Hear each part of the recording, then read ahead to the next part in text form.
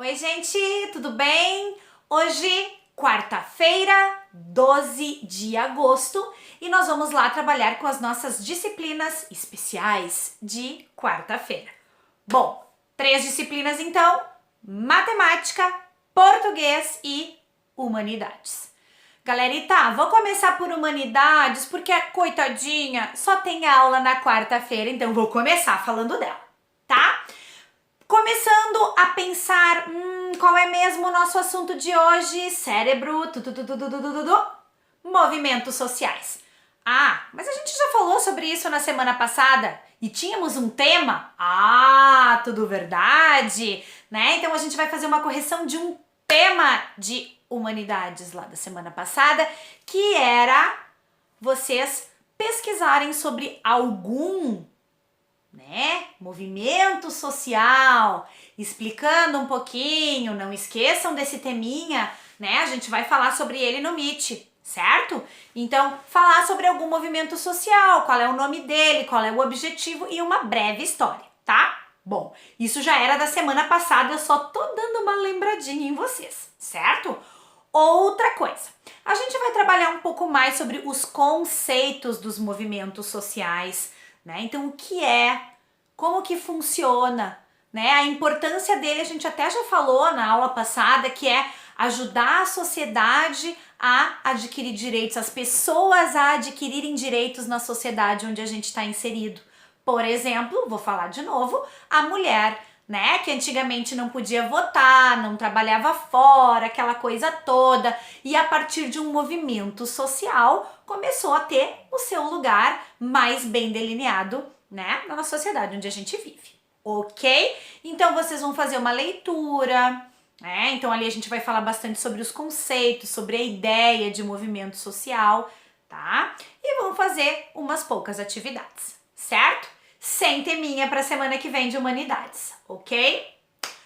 Português, vamos lá para a nossa aula de português, a queridinha da prof, né? Bem, a gente vai continuar falando sobre conjunções, a gente já falou sobre conjunções na nossa aula passada, né? Foi a aula onde a gente conseguiu fazer uma boa explicação a respeito, que a gente começou a fazer tarefas, né? Então a gente vai fazer mais uma tarefa que vai estar numa folhinha em anexo lá na Senec Digital para vocês, tá? Então mais alguns exercícios de compreensão, de fixação e depois a gente no Meet, né, vai tirar algumas dúvidas também, certo? Por último, e talvez a mais importante do dia, a que tá dando dor de cabeça a nós todos, a nossa matemática. Bom, gente, ninguém disse que ia ser fácil aprender matemática em aula à distância, né? Então a gente tem que quebrar a cabeça, a gente tem que fazer os exercícios que a prof propõe e se tem dúvida, perder a vergonha. Não pode ter vergonha, tem que perguntar, tá bom? Não pode ficar com dúvida.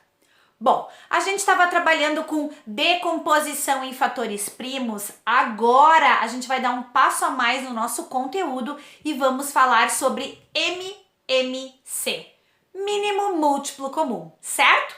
Bom, não tem nada de muito difícil nisso, gente, tá? Se a gente tá lá craque nos números primos, a gente tá craque nas regras de divisibilidade, nos multiplicativos, nos divisores, que é tudo que a gente tem falado aulas e aulas, né? Que a prof tá dizendo, tem que ter a tabuada bem decorada, tem que conhecer as regras de divisibilidade, tem que estudar, né? Tem que estudar, tá? Agora a gente vai decompor números, certo? Usando os números primos, ó, a gente tá continuando com a mesma coisa, só que a gente vai descobrir mínimo múltiplo comum entre dois algarismos diferentes, tá? Então, olha aí, ó. Antes a gente tava fazendo com 1 e tinha gente que tava, ó.